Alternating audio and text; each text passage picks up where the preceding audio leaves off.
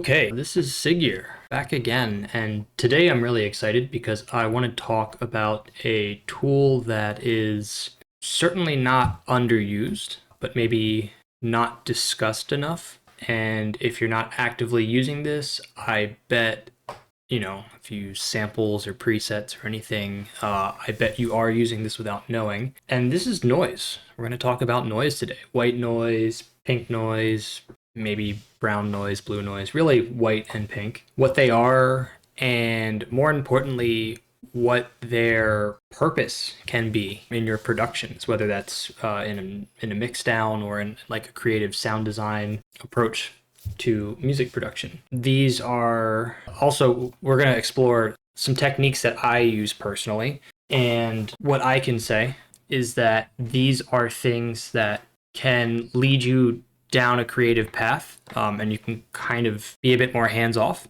But at the same time, you can also use some of these other techniques to have a safer engineering approach to mix mastering, those kinds of things.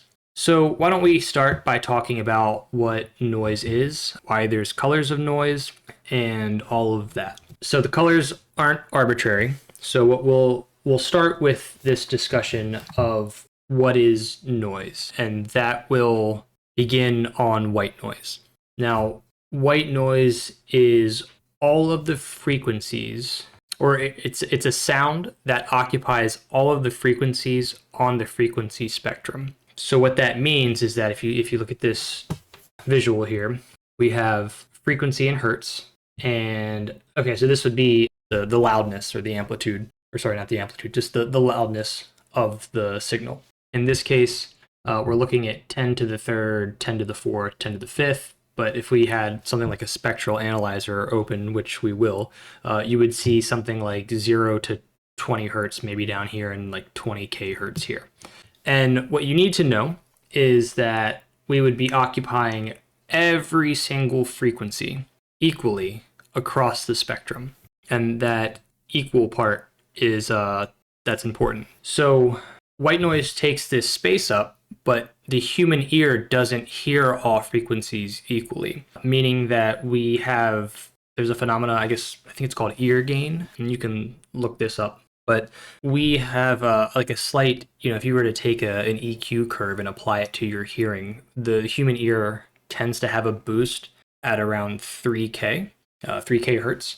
And also we know that higher pitched frequencies are a bit more perceived to be a bit more audible than lower pitch frequencies. So that's why when we talk about harsh sounds, it's usually something with too much information happening in the high frequencies. So white noise is a true sweep of the spectrum with all of those biases. Where we start to get color is with pink noise, which is applying a corrective EQ curve to have the sound be perceived as more balanced. And so what that means is if we look at this middle section here that's pink, what we're doing is we're rolling off high frequencies. We're rolling off the gain of the high frequencies as the pitch is going up. And what that's doing is it's tricking our ears into thinking that the lows are higher, which they're not in the case of this visual. We're actually bringing the highs down to match the loudness of the lows, and it's tricking our ears into thinking that the entire signal is more balanced and leveled out, almost like if it was running into a limiter or a clipper or something like that. And then you can see blue and brown here. These are just other variations or curves being applied to the noise for a certain reason. I find in most of my productions, white noise is kind of like 90% of what I'm using. Pink noise is second, and then once in a while I'll get into like the brown noise kind of area, but usually pink noise is good enough. So why don't we dive into the DAW and take a look. So the first thing that I want to look at here is the use of noise as a reference for mixing. And what I mean by that is if we take a sound like this drum beat, for instance, right?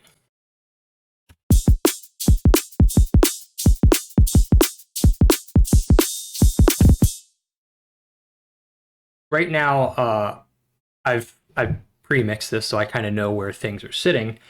But maybe I'm working on studio monitors, or the headphones I'm using aren't reliable, or I'm not familiar with them. Um, in that case, we would need to look at things. So we always work in a combination of using your ears and your eyes, because I don't think there's a set of perfect ears out there. So we need to account for both of the senses. So this first use that I want to discuss here is using pink noise specifically as a reference curve for mixing. And the reason why we use pink noise and not white noise is because of that ear gain boost that I was discussing. So this accounting for the lows and rolling off the highs, this is a lot more reliable to mix your sounds, whether that's like designing one specific sound or addressing all of the sounds in a mix down in a master, or like a vocal chain or something like that. So just to break down what we're looking at here on the spectral analyzer, this is the frequency spectrum. I guess this would be 0. We're starting to kind of feel things around the 30 hertz. Then we get to about 80 to 100 where things are becoming audible. We get to our mid-range is about 100 to 400 to 500. And then we start getting into these like high mids, and then I'd say like 2K and up is like the high frequencies, right? So what we're showing here visually is a sound or a bunch of sounds being played. And then in here, this big blob is actually it's the reference curve of the sound of pink noise. And so the bottom of this blob is the sort of like the most quiet something can be, and the top is the loudest something could be. This is all set relative to like working at negative 10 dB for a bunch of headroom. I actually don't use negative 10 dB as my target, but I kind of know where I am in this range. And so for instance, if something is peaking over, past negative 10 dB, I would know that it's something that it's probably important, and I want it to be more forward in the mix, and I want it to be louder. And if something's below, that's something that maybe I want more backward in the mix, and it's like a subtle texture or something like that. So if we look at this drum beat on the spectral analyzer, we can kind of see where everything should be sitting, and we can see if it's safe or not. So our kick is down here. Our snare fundamentals existing around here.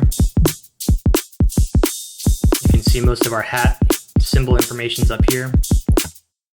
And you can see as let's turn this. Oops.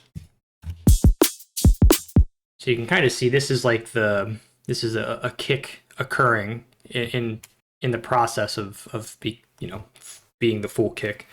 You can see where the loudest part is getting to the top of this range here.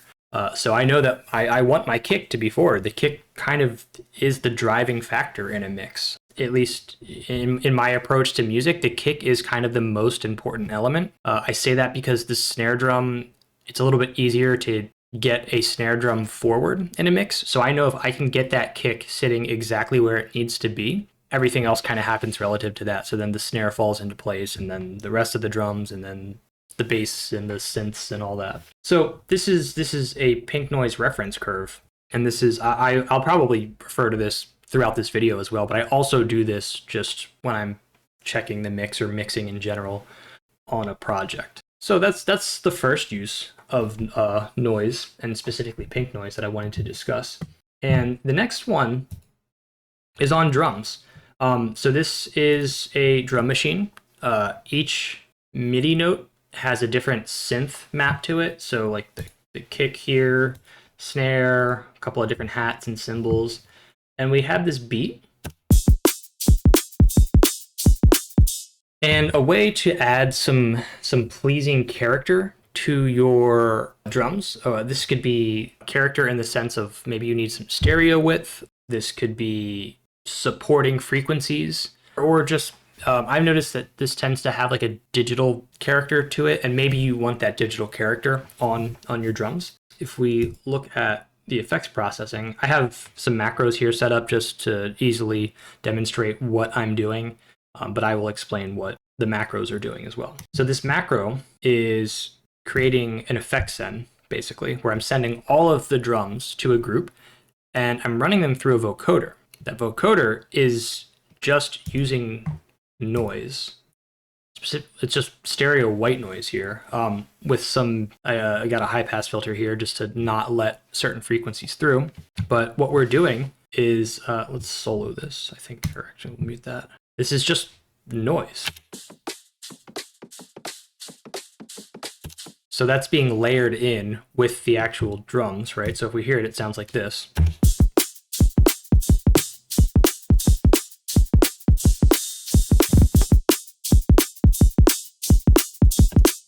And if we check our analyzer, we can see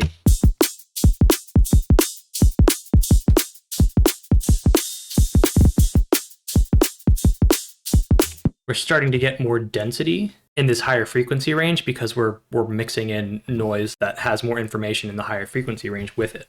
It also has some, it's stereo, so there's also some pleasing things going on, subtle changes in the stereo field. And just to kind of demonstrate what is going on with this vocoder, it's really nothing complex. I'm just setting a range at which I want the vocoder to apply the carrier to. I guess you could just set this to the entire spectrum if you really wanted to. So that kind of changes the character as well, so be mindful of that.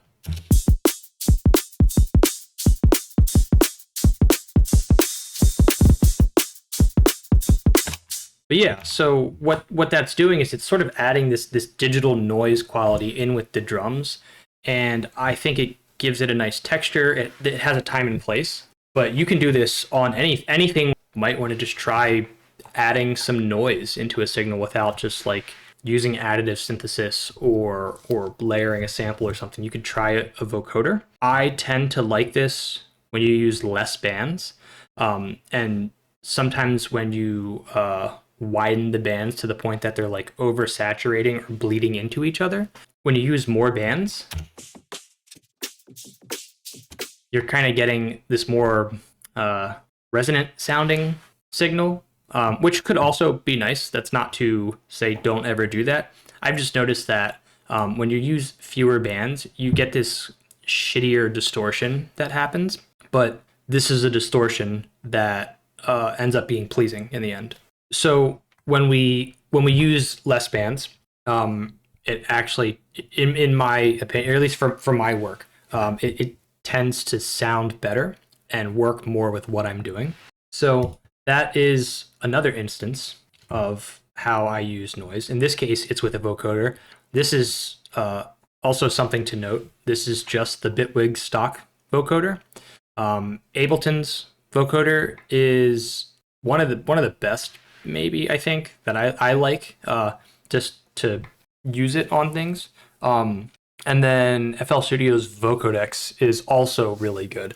I don't really think one is better than the other. It's just which result do you kind of like the most, which character, and then also which one is like the easiest to use. So for me personally, of course, I go to the Bitwig vocoder first, but any stock vocoder is good. There's not like a specific vocoder that you need to do this. Okay, so the next thing that I want to discuss is using, in this case, pink noise to emulate. It's almost like emulating a reverb, or using it to create like low rumbles. So what I'm talking about here when I talk about low rumbles is like if we look at like techno, like a Sean's, hard techno kick drum that just sounds like a wall of kick happening in the warehouse, that kind of thing. This macro here is just switching the kick drums out. But just to break down this patch, well, let's take a listen first, and then we'll break this down. So this should just be a 4/4 thing happening.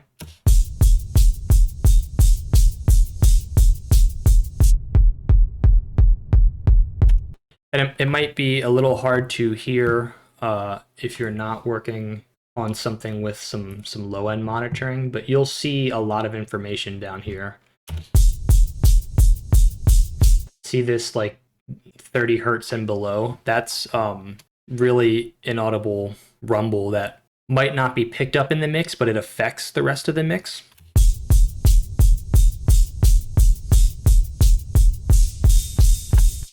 And usually the way you would do that when you were like all of the tutorials that I see or the approach to this is to take your kick drum, slap a reverb, a giant hall reverb or whatever, bounce that out, take that, reverse it, bounce that out, and then layer that back in. And it's this whole process. And, you know, if you want to tweak something halfway through because you don't quite like it, like you have to just really you're limited and you can't just go back and tweak it easily. I suppose you could always freeze the track and have it, but sometimes you just you need to turn a knob a little bit and the issue is fixed and you can just move on. So to break this down, it's just a kick drum made in Serum 2. I'm not going to go through what the kick drum is doing. I have another video on kick drum synthesis, so if you want to deep dive on that. If you don't, the quick takeaway is that usually you need some kind of a click for a transient, some kind of a pitch mod on a sine wave for a clean fundamental, and the rest is sort of all character.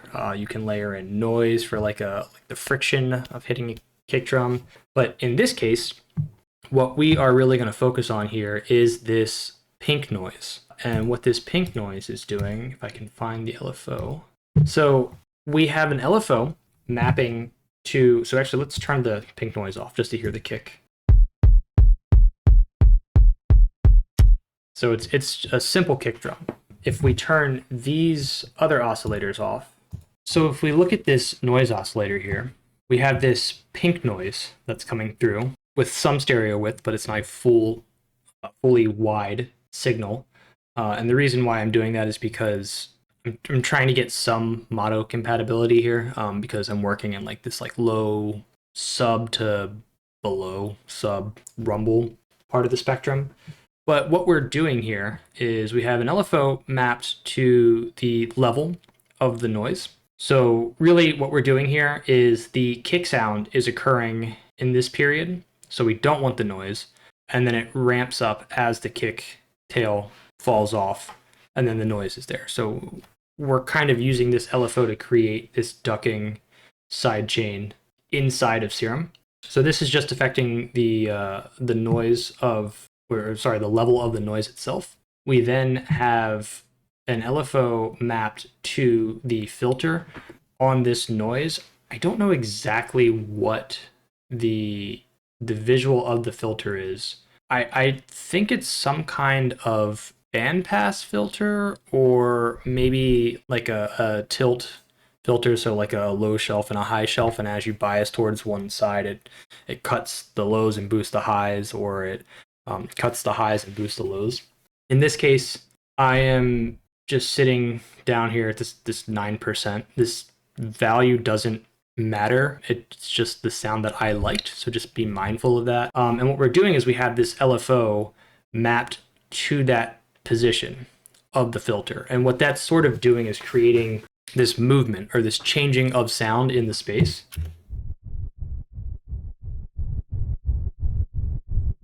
And that makes it less static, which when we think about a reverb, you're looking at the reflections of the sound in the space. So, if I were to set a speaker up right here and play a sine wave, for instance, it would bounce out and it would hit this door, right? So if the speaker is facing the door, it would hit that door and then it would reflect and it would hit this wall over here, and then it might reflect because we're not working on perfect 90-degree angles, then it would hit another wall. And every time that sound reflects in the space, it changes slightly, and then it's layering on itself as it's doing that. So that's just a really convoluted way to tell you that I'm using a filter on the noise to just sort of tonally shape it to make it sound more realistic. So without that noise, or without that filter on the noise, it's just kind of like the same sound, and it would get static, and irritating or boring after a while, especially with something like techno where that kick is hitting for a long time. And then the other thing is that this is a safe way to apply that movement or that change over time. So with a reverb plugin, you would use it, it would change the sound, but you're not guaranteeing what the result is every time. In this case, we are. And also, if I don't like a certain aspect of it, I can just easily change these points and tweak it until I do like it. And I believe that's it. I don't think I'm doing anything else for the yeah, there's no effects or anything. Yeah, so altogether, we have this Schranz techno kick.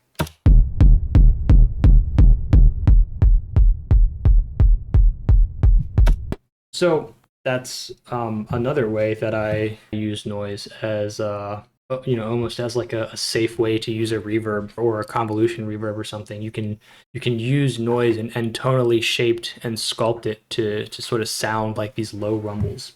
Okay, so let's mute that. Another way that I use noise, and I imagine a lot of people, you probably know this sound once you hear it, is like the noise bass sound. And the most simplified version of that would be sine wave and some white noise or noise, but in this case, we're using white noise. So if we just play this bass line,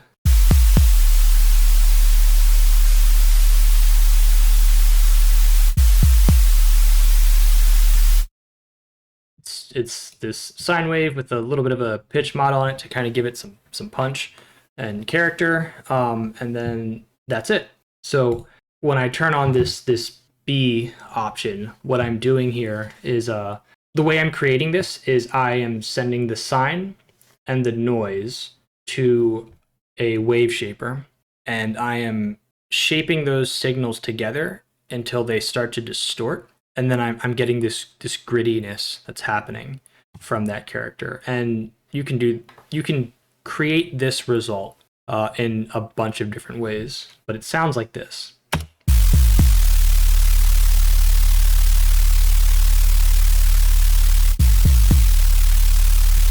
And so for instance, in the way that I'm creating this, I'm using wave shaping. You could do something even more simplified and just use a serum, and let's just copy our MIDI, and let's use like a triangle just to sort of show the difference. Oops.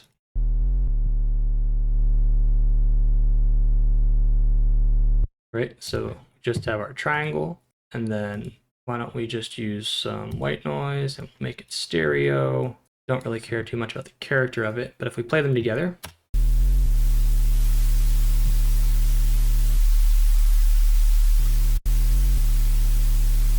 nothing is really happening other than layering of sounds. But if we use something like a tube distortion or saturation, as we turn the drive up, we'll start to hear these sounds react.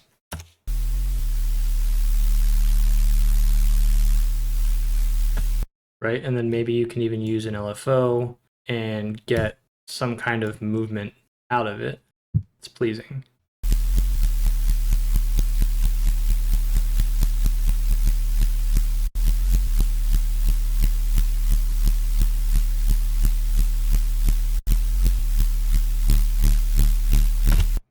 And so this is just happening by taking a signal and some noise and creating some kind of relation between the two. In this case, we're doing it with this serum distortion module, but saturation, wave shaping, compressing together. This particular gritty sound happens with means of distortion, but you can do other things like run them both through a convolution and then use that result for something. So the possibilities are really endless here. But the takeaway here is to, if you have a signal, try taking that signal and pair it up with some noise and find a way to create friction between the two. And if the result is pleasing, use that. Something else we can do that's similar or in the same vein is to use noise incorporate noise into our sound via FM, phase modulation, phase distortion, and also I think we're doing it on here, Oh, we're not, but I'll demonstrate it anyways. Yeah, so we'll start with FM, and then we can look at phase modulation, and then also we can use the signal of noise to affect the pitch of an oscillator. So if we look at this FM option here, we are using a saw wave, and this is just like an ARP kind of sound.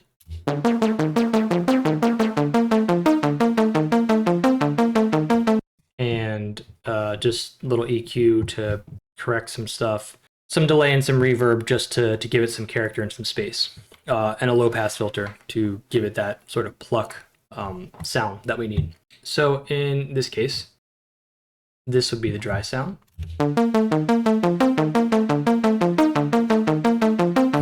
Why don't we turn off the phase distortion for now? So we just have this FM. As I bring this macro down, we're actually going to be bringing up the noise FM.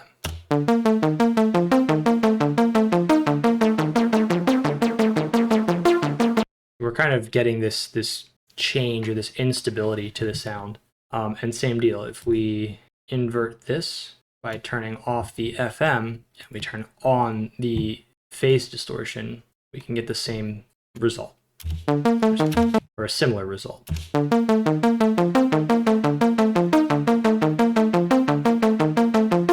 This one might be a bit more subtle, so I'll turn it up more.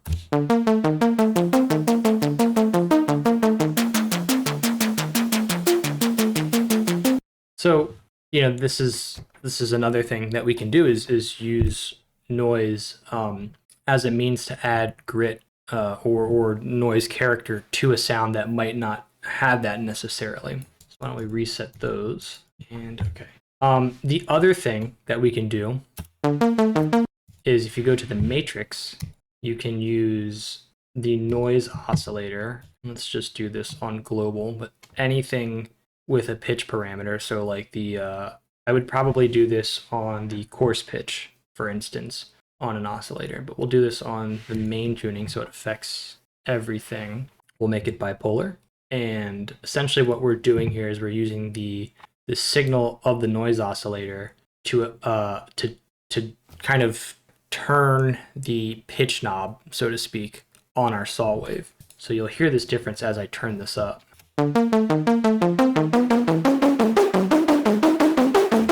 Now, this is a bipolar modulation that's happening. So, for instance, let's say we're setting this to 24 semitones, which is 2 octaves. It sounds like this. The highest pitch that we're going to is 2 octaves above the sound that we're playing, and then it's also going down 2 octaves below. If you want this to sound a bit more drastic in the highs, you can make this a unipolar thing and then pitch it up. So now it's only going 2 octaves higher.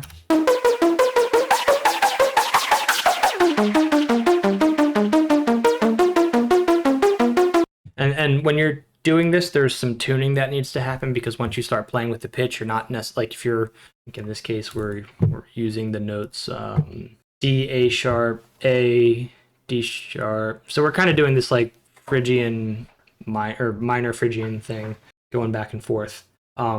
Once we start changing the pitch of this, we might not be in key anymore, so we need to account for that and just try to be mindful of the tuning. You might, just because you're leaving the key, it doesn't mean that's a bad thing. It just you need to account for that. So if your MIDI is playing like a D and an A sharp and an A, for instance, we might have to tune it up until all of a sudden we're in like an F major or some relative thing. But we don't really need to deep dive music theory in this video.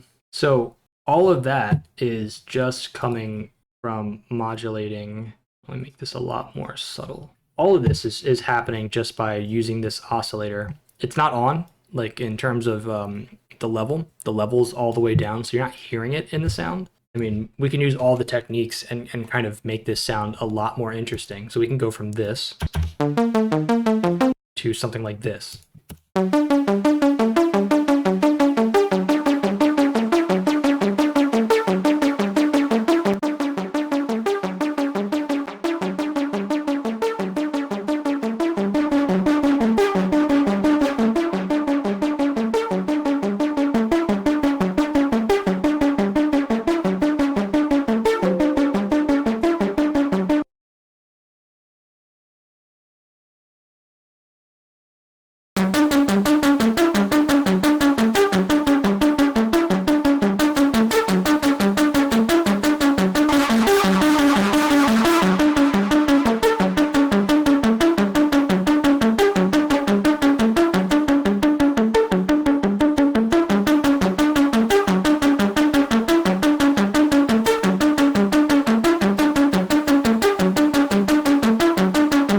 right? So this is all of this character is coming from this white noise oscillator. If we turn this off, we lose all the character that we created.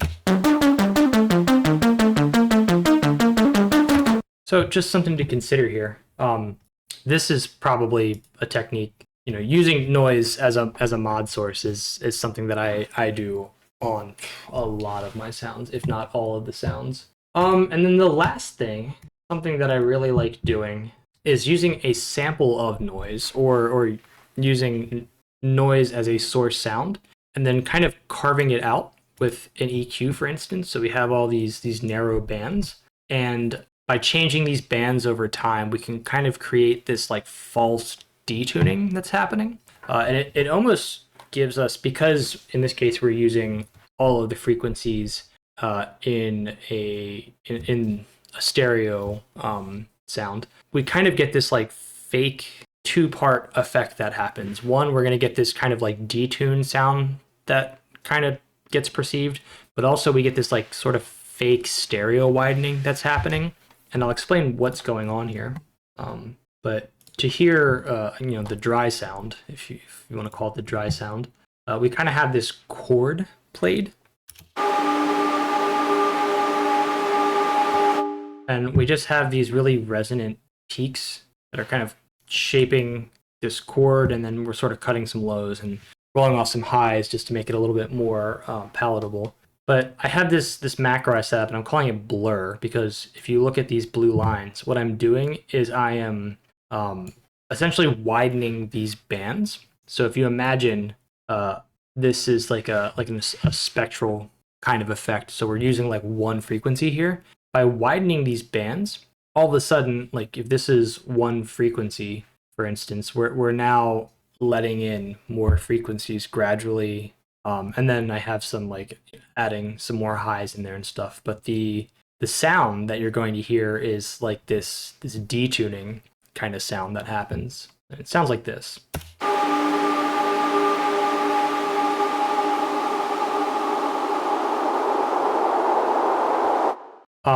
And you can shape this in any way that you want. It doesn't have to be this particular thing. It could be, one band that's doing it. It could be 50 bands that's doing it. It could be anywhere on the spectrum. It could be low passing and doing all these things. This is just the example that I'm using. But we're taking this chord and widening the bands. And what that's doing is we're occupying more of the frequency spectrum. So we're going from this focused, clear chord to this detuning that's happening, which is similar. Like if you took something like a saw wave and you played your saw wave, right? Why don't we use two voices of unison here? So if you play your saw wave, which is not here, now it's on. But if we turn this detune knob up, all of a sudden we get this instability that happens. And then eventually when you have more voices and you turn once you detune so much, it becomes like atonal. And that's what we're doing with this noise patch. So we're creating this stable melody. And as we turn this up and we widen these bands, we are now creating this unstable sort of washout of all the frequencies that we're letting in here. And the simplest way, like if you want an immediate, like what does this apply to and how can I use this? Risers. Once you have like an intro kind of thing going on in your sound, and you might have a break or something where you strip everything back and vocal hook comes in or whatever, obviously you have like the big kick drum buildups and the snare rolls and all that kind of stuff, but this can create tension as well. We automate this blur knob, for instance. Let's say we're here and we'll just have it kind of swell into the end of the bar. Let's play our drums. And why don't we just hear it, kind of work. And then also we'll use our pink noise reference curve just to see if everything's safe. So let's take a listen and hear how this sounds.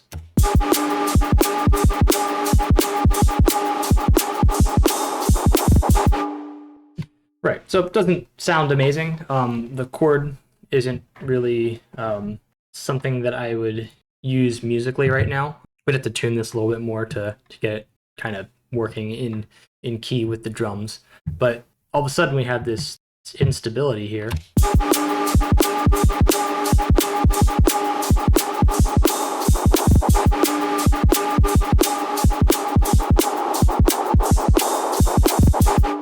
And then, once we start using like other tools in combination with that, so maybe like a bandpass sweep or low pass or high pass to kind of get those filter movements that give it even more tension, that's an easy riser that took a couple of seconds of setting up. So I think these are the main methods that I use when I'm working with noise. But I would urge you, if you don't think about it, think about noise, whether it's white noise or pink noise or whatever. Think about how you can incorporate it into your workflow more, because it's an invaluable tool, whether it comes to supporting a sound, doing something creatively in sound design, or getting like that extra thing that you need out of your mix. Maybe we always talk about like something sounding warm, and a lot of the mixing terms are things that can be debated, and that's not the intention of this. But if we just talk about something sounding cold, for instance, and just like boring and there, like just one sine wave and it's not doing anything, that might not be interesting. But then we start using noise or incorporating noise in with that sine wave, and a sound that wasn't interesting kind of has some life breathed into it. So you probably are working with noise if you're not aware. And if for some reason you're not, and you're not, I would urge you to start using noise in your sound design and in your mixing. And if you're someone that does use noise and is already aware of this, maybe one of these techniques is something that you weren't aware of, and it inspires you to do something. As usual, yeah, if you have any comments, let me know. Leave a comment on the video, or DM me. I probably won't leave anything from this project file on my Gumroad. I don't think any of it's really like worth putting out there in terms of demonstrating things in education. If for some reason there is something here that you really want to take a look at, just let me know and I'll throw it up there, and it will be free as usual, because I believe that educational assets should be. And yeah, if there's other topics you want me to cover, or if you want me to do something in another format, or even just expand on things that I've already discussed, let me know. Yeah, be well. See you.